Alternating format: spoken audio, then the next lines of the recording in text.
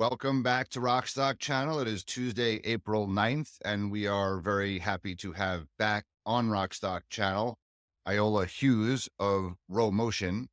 We interviewed you, I don't know how many months ago, maybe 6 months ago, and Rodney has articulated his view that he has been outlier bullish on battery storage, and a lot of that bullishness, I think, comes from reading your great research, Iola. So you have recently been, I guess, have a new title, same job as the head of research at Robo. I participated in a webinar you did, I don't know, 2 months ago or so with your outlook for this year. There's a lot of negativity in the world of lithium. We're very focused on lithium. There has been a significant supply cut story, right? And we've been thinking for a long time that supply could never keep up with demand. And here we are, supply, we're having cuts. So we don't know if there are any kind of demand surprises, but when we listened to you 2 months ago, you seem to be pretty bullish. And we have a bunch of slides you shared with us, and we appreciate that very much. Rodney is going to do the bulk of the questioning here. We just wanted to have the lead in on that, but this is very much going to be a data intense, demand focused, lithium driver conversation from one of the leading sources in the industry, Robo, that's really carved out a great niche in providing high quality content in this space. Why don't you just tell us a little bit about Robo and what you provide, a little advertisement for yourself, Iola, and your, how we could find you on, on X and the like. And just by the way, before I forget, just a reminder to all listeners, if you like this video, please like and subscribe to Rockstock Channel. Click the notification bell so you can be made aware when all videos kind of come out. Please follow Rodney and me on X at Lithium-ion Bull or at Rodney Hooker 13. And a summary of this interview will be in our upcoming Lithium Bowl for April.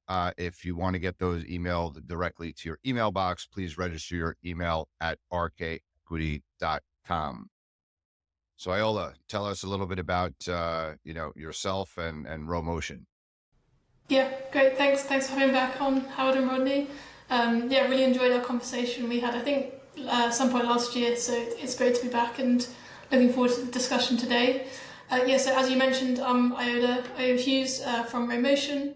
I've been with Robo for about 4.5 years. Essentially, we're a research house, a consultancy, covering the energy transition, really with our specialty lying in the EV and battery markets, with the key focus there being battery demand outlooks and forecasting.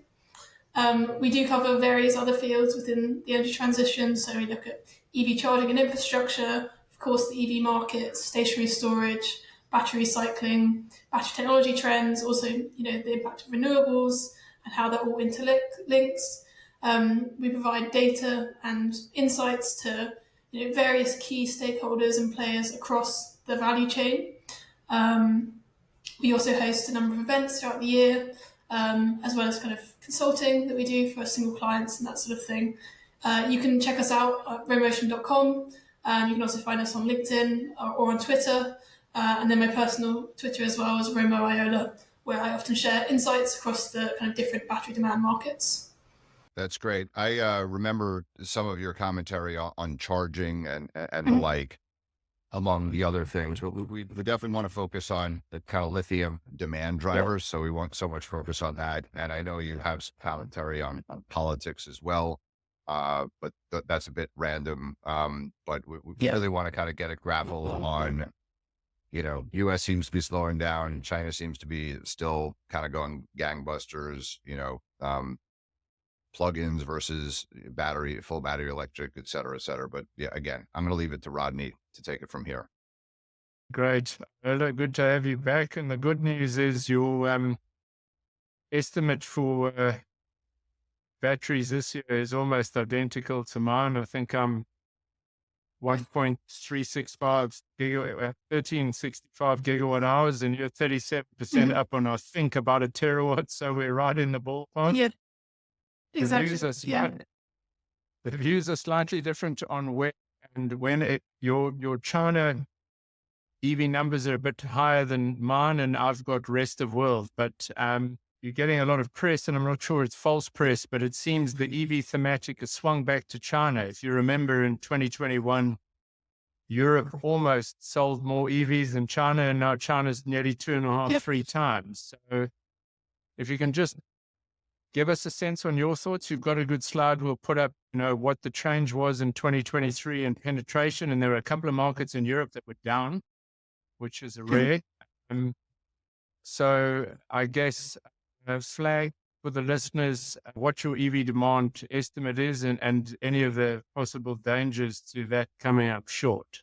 Yes, certainly. Yeah. So in 2023, we saw just under 14 million units sold across all vehicle classes. That was a 32% year-on-year increase.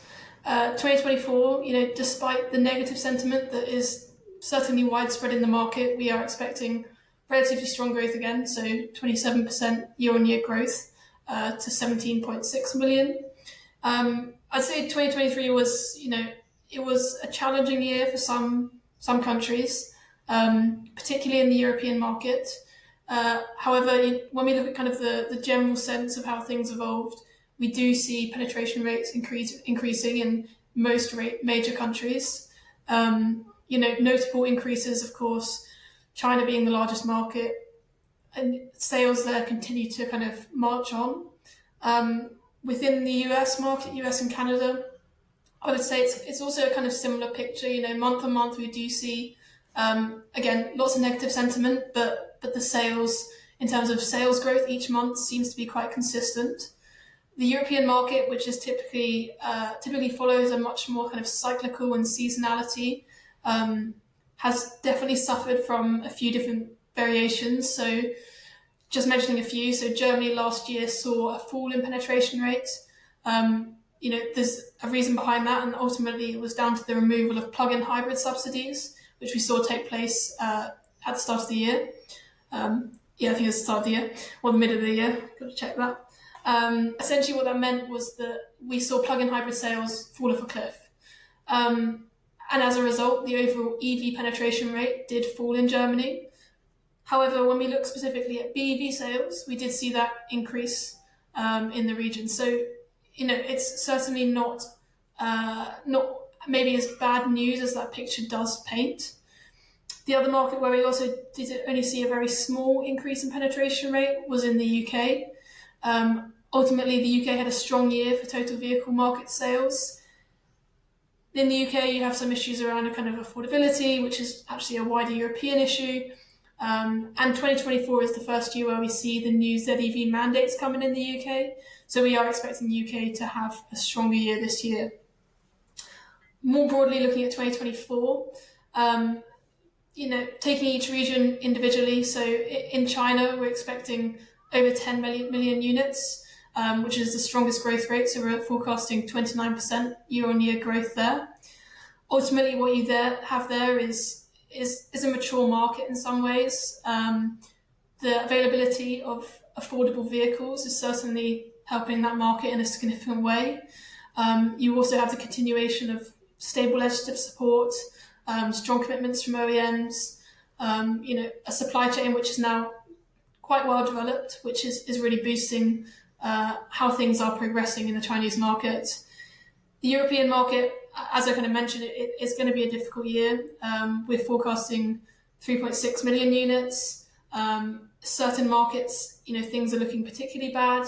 In Germany, at the end of the year, the government announced that they would be removing the BEV subsidy as well, which was quite a, surprise move, and that really came on the back of some budgetary issues that were happening in Germany. And that removal of the subsidy, we do expect to have a significant effect.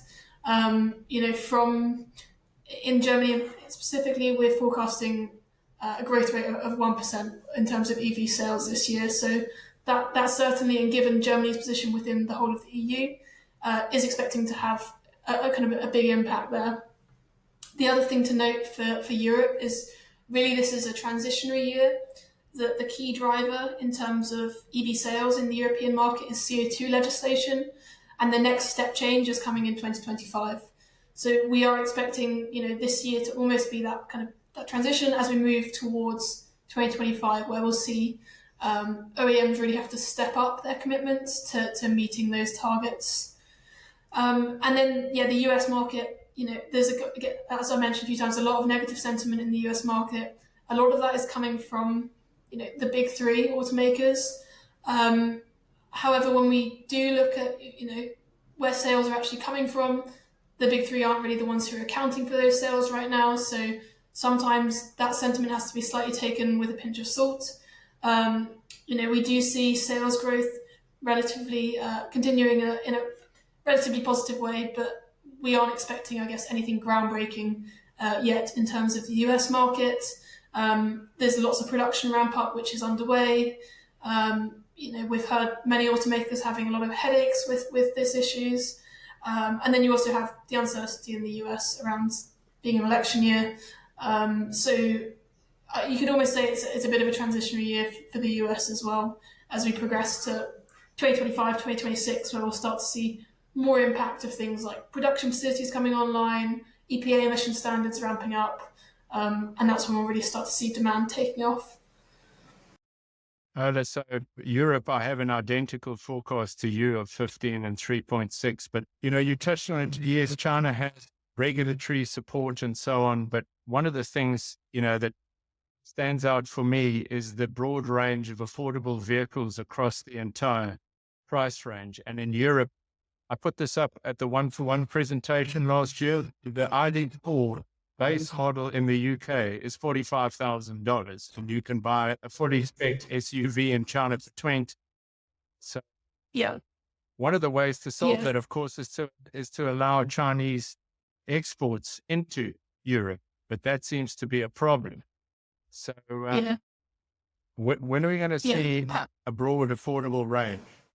Yeah, I mean, I would say it's probably one of the biggest issues in the European market right now is the affordable vehicle issue. So the European market, much more than the US market, when you look at the kind of distribution of best-selling ICE vehicles, there's a huge amount of them which fall under that €30,000 mark. So of the top 10 best-selling models, 8 of them are under $30,000, under €30,000. So really, that is reflective of what individuals or what customers in Europe are looking for. We've got a few announcements of vehicles coming through. So you've got the likes of the Citroen EC3, which goes for €23,000. You also have the Renault 5, which sits around €25,000. So these vehicles are coming, but it's really the case right now of orders are open, pre-orders will begin in September, and then the two other ones which we do have on the market, or really coming into the market, are the Dacia Spring, ultimately a Chinese vehicle, and Leap Motors with their TO3. So what we are expecting is to see more of these Chinese vehicles coming into the market. Definitely that's going to help with the affordability issue. On the other side of that, you do have the EU Parliament, looking to essentially launching a probe into Chinese-made vehicles, whether there's been unfair government support given to these vehicles. That's currently ongoing, and we can expect some announcement in terms of tariffs or kind of anything put against those vehicles later this year. But what we can already see certain countries, France, for example, they changed their subsidies, their eco bonus, essentially to prevent Chinese vehicles accessing that. As a result of that, we saw players like Dacia Spring introduce their own massive subsidy discounts within the German market. So it's all quite a reactionary market right now. Everyone is trying to get the best deal, and it seems like the price wars that we saw over the last few years are really continuing in quite a strong way. Iola, one of the things that keeps popping up now is, the potential of a delay in the ban of the sale of ICE vehicles in the EU being pushed out to a later date, efficient fuels. Suddenly, Europe is at the forefront of going for EVs is now seeming to be wavering a little bit. How, realistic, or how big are those threats to delays EV adoption? Yeah, I mean, I don't think they're particularly likely in terms of an actual kind of pushback of that target. The kind of key advocate for pushing back the 2035 figure comes from Porsche, who managed to get that e-fuel allowance added last year. So we don't consider EU law is basically a lot more, I guess, quite locked in a sense. You also have a lot of OEMs in the European market who have committed based on those targets. Quite interestingly, last year we did see the UK push back or adjust their target from 2030 to 2035. But I think the likelihood of that, being pushed further to 2040 is relatively unlikely within the European market. Certainly, the commitment does seem quite strong from both individual countries and also the OEMs. One of the interesting things which we have been seeing, I mean, this is slightly pivoting over to the US market now, is I guess the re-arisal of plug-in hybrids. So the changes in the EPA emission standards, which came out just last month, they were a slight dampening on the original EPA emission standards. However, the end goal was quite similar, but the real change was kind of along the way. And one of the key things there is how plug-in hybrids are essentially rated based on their CO2 emissions. So there's a large discrepancy between real-world plug-in hybrid CO2 emissions and what they're kind of given as a rating. So what the EPA standard was looking to do originally was bring it in line with the real-world standards. Essentially, what's going to happen is it's bringing it a little bit closer, but it's still quite a generous rating for plug-in hybrids, and is going to allow them to continue to be used, for the coming years as kind of a transitionary vehicle. And we've seen GM announce that they're going to be getting back into the plug-in hybrid space. So that's certainly something that we're seeing more of come through. The Chinese market as well, plug-in hybrid sales are going quite strong. BYD kind of leading the way there. And interestingly in China as well, we see quite a few of these range extended EVs. So they're a bit like a plug-in hybrid, but they're primarily an EV, kind of secondary and ICE vehicle rather than the other way around. So you have a bit of bigger battery pack with those. So for battery demand, that's quite interesting. The European market is almost unique in that way because in that sense, because in the European market, plug-in hybrids from 2027 are going to be assessed based on kind of real world CO2 emissions. So we do expect those to kind of fall off a cliff a lot sooner in Europe than say in the US or in the Chinese market, and certainly faster than in markets like Latin America. We're expecting plug-in hybrids to make up a big market share in the coming years. China came out of nowhere last year in terms of export of vehicles. They shot up from and also ran into number one. I think there were about 1 million EVs exported out of 4 in total.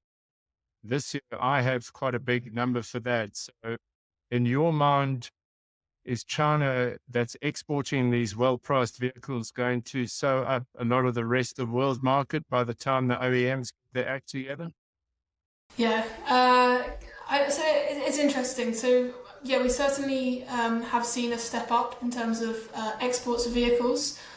One thing that is worth noting is that a lot of those vehicles which are being exported right now are Western brands. So you've got the likes of SAIC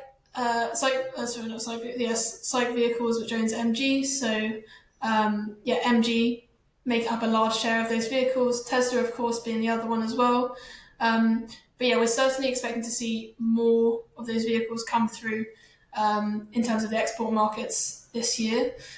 Quite a few of the OEMs as well are kind of looking to build out their own expertise there. So buying things such as Robo ships so they can export vehicles. So certainly, in the European market, we're going to see more of these vehicles coming through. That does come as well at a time where, as I mentioned, there is this ongoing investigation into Chinese vehicles. So, there's if Europe was to, for example, to impose a significant tariff on those vehicles, then we could see less of those going to Europe and perhaps going to other countries, like the Asia Pacific region or Latin America, where we're already starting to see quite a few of those export vehicles go through. I think the Australian market is quite an interesting one to consider. Typically that's been a market served by the likes of Honda and Toyota, an export market, and the likes of BYD there are now really dominating the space and taking up a large amount of market share. So those sort of markets, maybe outside of the three key regions that we typically talk about, we can expect to see a lot of exports going through. And that's even before, I guess, facilities have been set up outside of China for those Chinese brands. So thinking about places like Thailand, Indonesia, where we will see facilities from those Chinese brands in the coming years as well. And in your mind, Tesla is now sharing its charging network in the US, but if more of the sort of the new Volvo and so on, the sub 40,000, if we get more EVs into the 20 to 40,000 range in the US and more in Europe, are we likely to see EV penetration kind of back on track and everyone behind it? Is that your thoughts? Yeah, I think certainly like affordability of the vehicle is the big issue right now. In the European market, in the US market, if people can buy an ICE vehicle at a lot lower price, then that's certainly going to help with sales and penetration rate. Charging does continue to be a major issue in both those markets. Tesla opening up their network does help the picture, but it doesn't solve things. There's still a long way to go. A lot of issues around reliability and uptimes of chargers. So it's time to see some mandates come through from specific states around requiring chargers to be, have 95% or higher uptimes, which will help with, the overall image of electric vehicles. I think that's a big thing right now. Is there's a lot of negative sentiment going on, which almost is like a reciprocating cycle. People hear things are going badly, so they think things are going badly, so they're like, okay, well, I'm just going to wait until EVs are better, or people have worked out these problems with chargers. So it's a whole kind of re-education and at this kind of transitionary period right now, whilst we move over from early adopters and people who are understand electric vehicles and can afford them to more of a mass market picture where we'll see that penetration rate rise. And if we can move on to battery chemistries, you've got a slide there in terms of LFP, mostly China for now. How's that? I have seen some press about some of the automakers looking now more seriously at LFP. How do you see that balance between that and mid and high nickel and LMFP? We saw LFP chemistry share end the year just below 40%. So, over the last few years, that really has seen impressive gains. In terms of where that growth comes from or is coming from right now, majority of that is a China story. So in China, LFP share is close to 65%. The dominance of players like BYD, where every single one of their vehicles is LFP, is certainly having a large impact on that. Outside of the Chinese market, the story is less clear. So LFP share outside of China sits at 13%. And that is a share which has increased in recent years. And ultimately that comes down to exports. So in the US market, ultimately we're looking at is Tesla. And in the European market, you're also ultimately looking at Tesla, with the exception of kind of, a few BYD exports, a few other models which have been fitted with it. So particularly in the US, where, Tesla still does dominate that market so much, changes in chemistry choice by them really have the potential to swing things quite significantly in terms of that chemistry share split.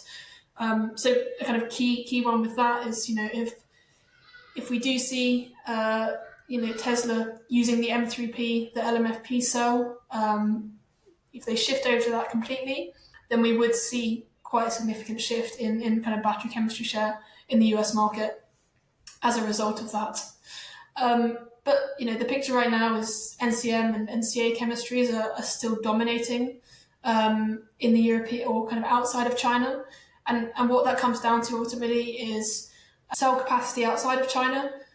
There basically is no LFP, and the players that are supplying to the US market, to the European market, typically your Korean and Japanese manufacturers, don't yet have LFP capacity. But that is going to change in the coming years.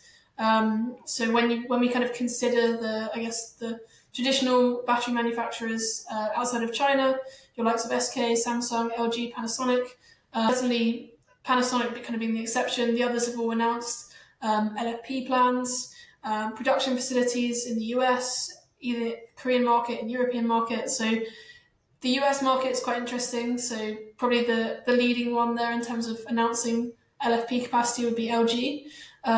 So they announced a 16 gigawatt hour facility.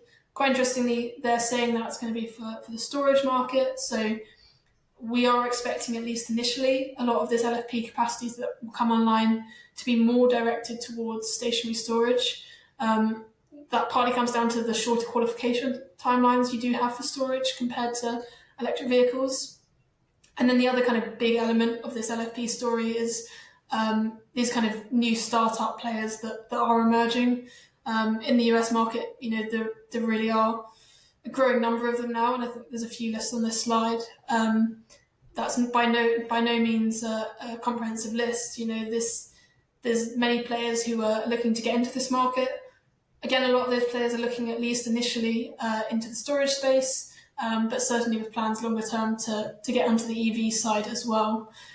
And then, the only other thing to mention, I guess, is we've seen in recent weeks, even the announcements between CATL and GM, and also the announcement previously with CATL and Ford.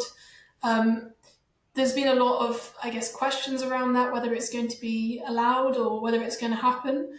I think the fact that now GM are also vying for this relationship means that it's more likely than when it was just Ford and CATL. Ultimately, what they'll be looking at is a technology licensing deal, which is the only way you'd really be able to get around the foreign entities of concern within the IRA. So, that certainly will be something where we do see LFP capacity come online for the EV space. There's still, I think, a few questions to be ironed out and issues to be ironed out there. So we'll see how that develops, I think, in the next few years. But the general story is LFP share is set to increase. I think I included just a number on that slide, which was when we expect each kind of chemistry area to exceed the 1 terawatt hour mark. So for NCM, we're saying 2027. But for LFP, this is just within the EV market. You're looking at 2030. However, when you start to think about storage as well, then that 1 terawatt hour mark in the LFP side will be a lot sooner. And the dreaded sodium-ion, how is that playing out just in the EV market? We saw some models basically released at the end of last year. And we've seen the first few sales come through. So, really is quite like a handful of sales we've tracked in our EV sales database. Right now, there's issues with sodium-ion. Ultimately, what you're dealing with is a battery which is maybe not as good as the hype would have had it a year ago. A lot of the excitement around sodium-ion happened at a time when lithium carbonate price was very high, which meant that LFP cells were expensive. As we've seen lithium price decline and stay where it is, ultimately what that means is that kind of price differential between LFP and sodium-ion is no longer there. So right now, a sodium-ion cell, the real benefits of that low-cost cell aren't necessarily evident. So that's one issue within, I guess, just on the surface level of cost. There's also other issues with sodium-ion around kind of manufacturing is not yet scaled. Right now, your performance is going to be a lot worse. So not only is the energy density worse, things like cycle life isn't going to be as good. And that's more of an impact for the storage market, I would say. But yeah, the way we see it is sodium-ion will come, and we will see more sodium-ion vehicles on the road. But I think the pace at which that has grown and is coming to the market is certainly slower than maybe was anticipated a year ago.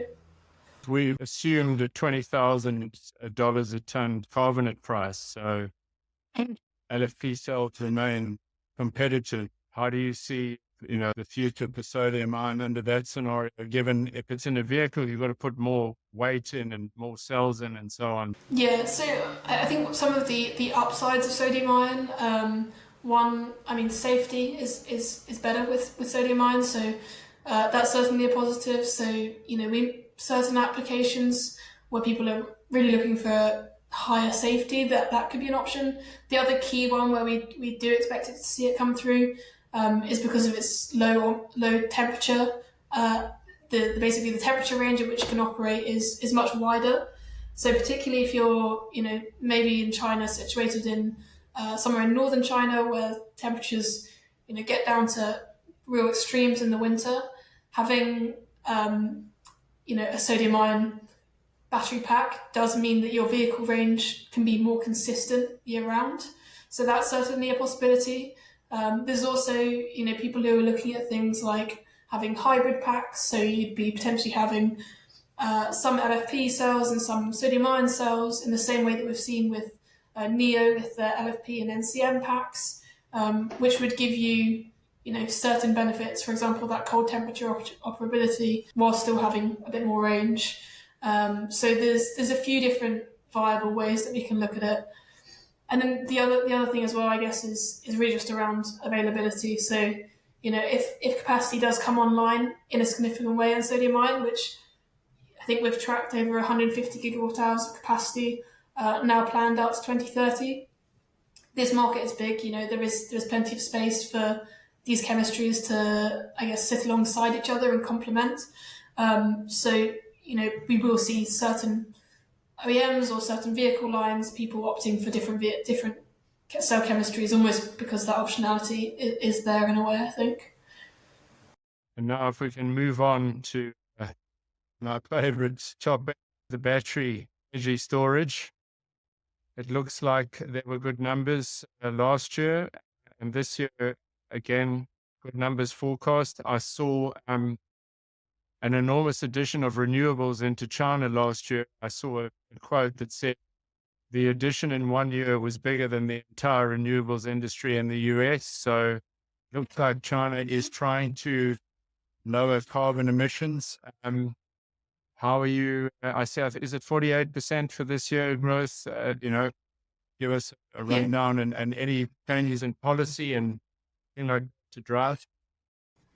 Yeah, certainly. Yeah, I mean, I think we've spoken about it a number of times how, I guess, how impressive the growth has been in this market over recent years. You're obviously coming from a much lower base than the EV side, but this market really has been close to doubling for the last few years. For 2024, we're expecting that 50% growth rate to just under 200 gigawatt hours. In terms of where that growth is coming from, a lot of that is China and a lot of that is on the grid market. But we are expecting a good year for both the US and for the European market this year, which I think is going to be interesting to see. It's really going from strength to strength as we see more renewables roll out. We see more markets open up for storage. So that's certainly driving things along nicely. One thing that I would say is, it could be growing a lot faster. So we have a database which tracks essentially the grid storage projects globally. And when we look at our kind of pipeline for 2024, we have 220 gigawatt hours, which is due to come online this year, just on the grid market. However, we actually only expect around, I think it's on the grid side, around 150 gigawatt hours of this to actually come online. So there are a number of issues in the market, from things like project delays, still issues with kind of high voltage equipment, where a lot of those supply chains aren't progressing nicely. In China, you have some issues around the profitability of storage systems or storage projects. So there's quite a few things which are still working to be ironed out, which are causing markets to have delays. Interconnection queues, another big one. So there's challenges certainly, but the market is still progressing nicely, and battery demand is certainly picking up. And tell me, with Tesla EV cells, shall we say, cooling for this year and left off ramping, is there a possibility that Tesla could have a big year on the energy storage side? Yeah, I mean, it would certainly make sense. They have, I think in Q1 it was a record-breaking quarter for them in terms of deployments.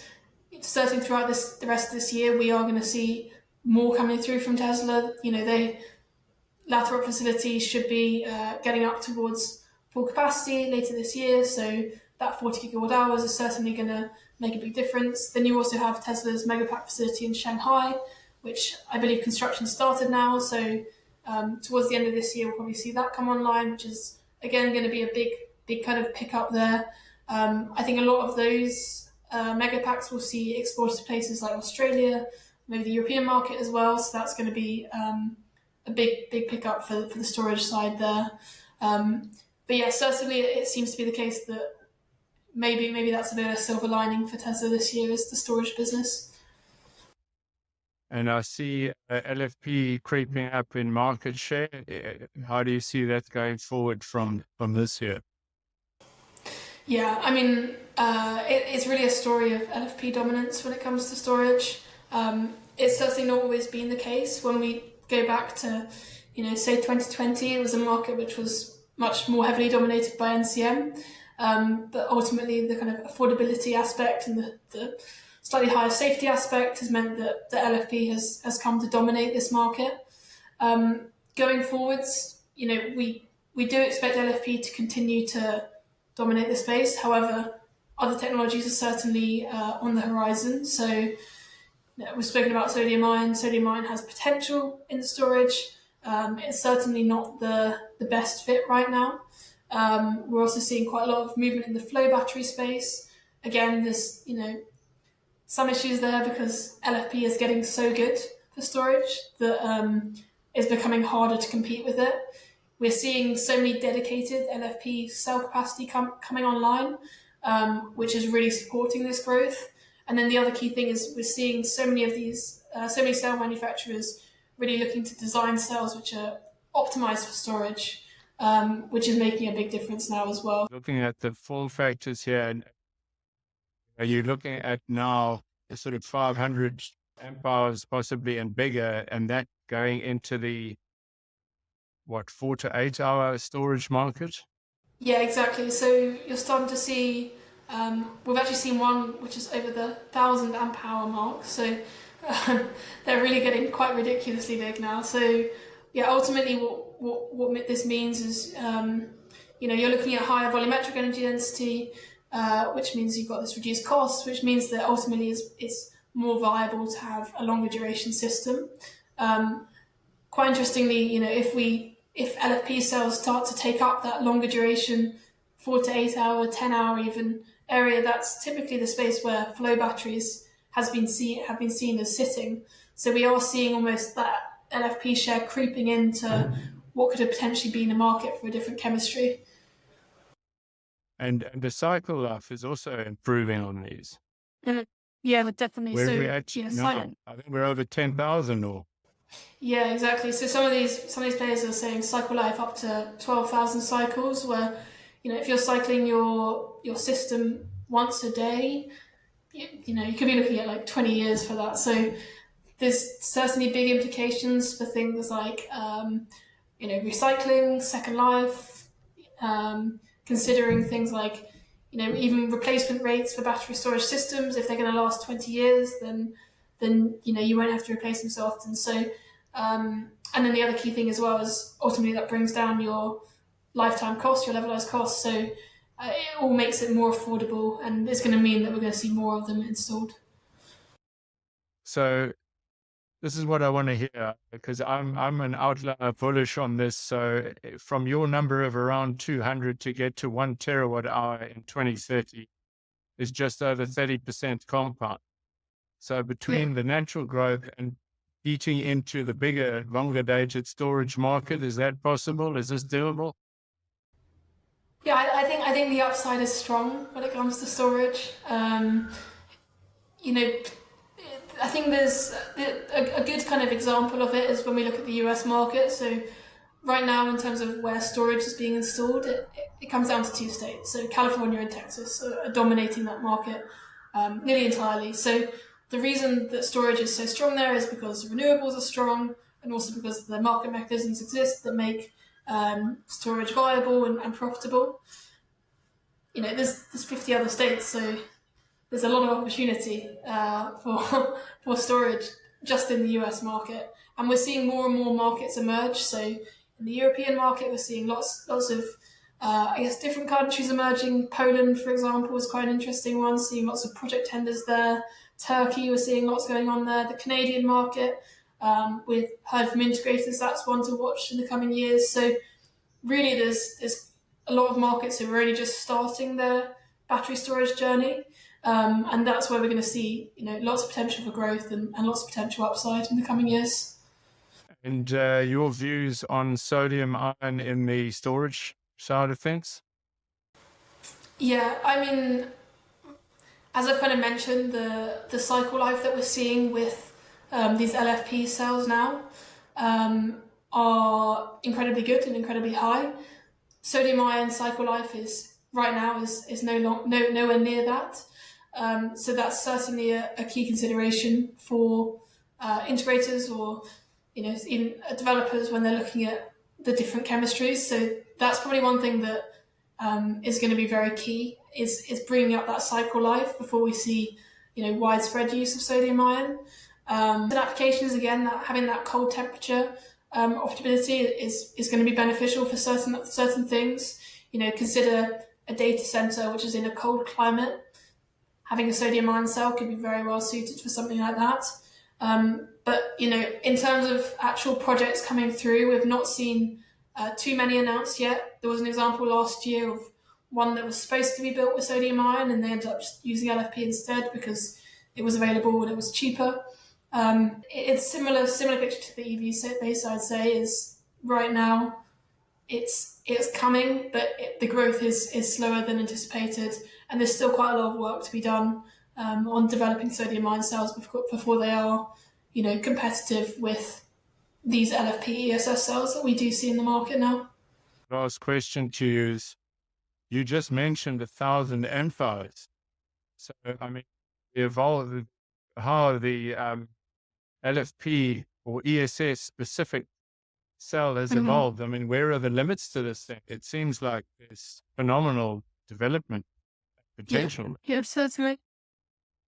Yeah, I mean, the limit, I think, quite an interesting one. I think I was having a conversation with someone, I think it was about a year ago, about what is the optimal kind of single cell capacity. And this is at the point where CTO launched their 280 amp power, and everyone was like, "That what this is crazy, 280 amp hour CSS, so exciting." And someone said to me, we'll never go over 300. 300 is why would you want one bigger than that? And now we're seeing these 1,000 amp hour cells come through. So I mean, it has to stop somewhere. I think ultimately, going bigger and bigger and bigger, you run into issues where if you have a defect, that's then a very expensive defect rather than just replacing a small cell. It's basically replacing your whole pack. So the sesame is an upper limit, but not quite sure how far people are going to push it. But 1,000 amp hours, that's likely to be on a cost and cycle, as you said, on an effective cost, extremely competitive. I mean, dominant. Mm-hmm. Yeah. Certainly. Okay, great. Thanks very much, Iola. I thought of a couple of questions while I was listening to that.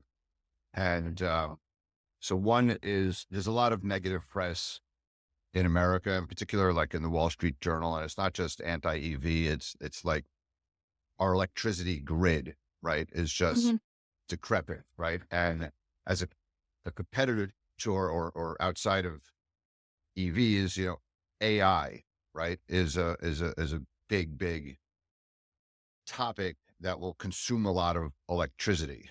hmm And then also cryptocurrencies and like Bitcoin mining and like, so that there are other demands on our grid in America. Have you thought about this at all? AI, cryptocurrencies as a competing demand, and what does that mean? Because the argument that the Wall Street Journal is making is that we're going to need more natural gas plants. We're going to need more coal plants to produce Mhm. this electricity because, solar, wind, and batteries just can't keep up. Yeah, I mean, it's certainly something that we do consider. I think spoken a lot today about kind of our grid market forecasts and what we look at, but within the behind the meter side, certainly kind of data centers is a big consideration. Also things like telecom towers, big user of electricity, particularly in developing countries. So yeah, it's the electricity demand from various applications is set to boom, and certainly batteries are going to be a big part of supporting that. We've seen some, players like Amazon and Google already like investing into building their own microgrids or buying large offtakes from solar facilities. So I think that's something that we can expect to see continue, is particularly from these kind of big players, big tech players. They're not going to want to build a gas plant next to a data center. They're going to be looking to find kind of greener ways to support them, and hopefully we'll see lots of batteries being part of that as well. Okay, so you think AI and cryptocurrencies should be a net positive to battery demand? Then, Yeah. okay, so related to this is that, like, when we think about Tesla Battery Day, 3.5 years ago, and the Mhm. 4680, and just observing Tesla and the discourse around it now, is it robo taxis? Are they going to do the next gen vehicle? You don't see Yep. them building as many, you know, where are we with the ramp up with 4680? And that was meant to be kind of like the step function. There just definitely seems to be a narrative shift, Mhm. um, like toward robots and toward robo taxis, as opposed to, getting to 20 million cars. So if you can comment on, Tesla specifically in that narrative. Yeah, I mean, obviously there was the Wall Street Journal article which suggested or it was Reuters actually, which suggested there was the pause of development of the $25,000 vehicle. I think that's being refuted by a few different sources. So it seems like it's more kind of shift of attention. So ultimately prioritizing developments of the robotaxi because things are going quite well. Um, is the platform that they're going to be developed on is going to be the same, and I think that's always been the plan for that to be the same. So those developments do seem to be operating in a kind of concurrent matter. In terms of 4680, production is ramping up. I think things have been slower than were anticipated, and that is a constraint for things like the Cybertruck. So uh, it ultimately building cells is difficult, and Tesla will know that as much as any other cell manufacturer who's been running into those issues recently. So it just takes time, and that's the major difficulty right now is just getting that cell capacity up and running. Okay, thanks again, Iola. And Thanks again for all of your great data rich. All of you who want to kind of nerd out on all of this important demand drivers. We've been very focused on the supply side for much of this year of our discourse. So it's good to hear on balance, I think, a bias bullishness in contrast to the persistent negative narrative, which seems to be dominating the headlines. Okay. All right. right. Thanks a lot, Okay. Iola. Talk Thank soon. you. Cheers. Okay. Bye.